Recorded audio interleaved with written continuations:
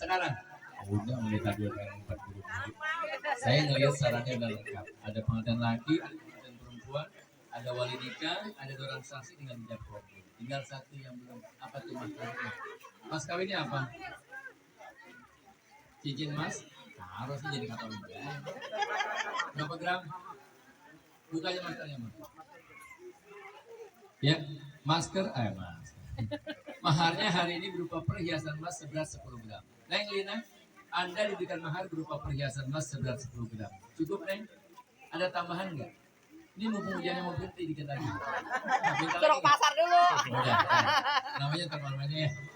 Pokoknya yang pasti hari ini Anda mau menikah dengan mahar perhiasan emas 10 gram dan calon istri kamu tadi menyatakan juga. Tapi saya tambahkan satu.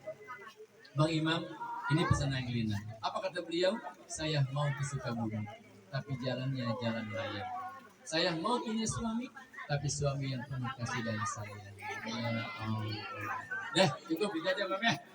Alhamdulillah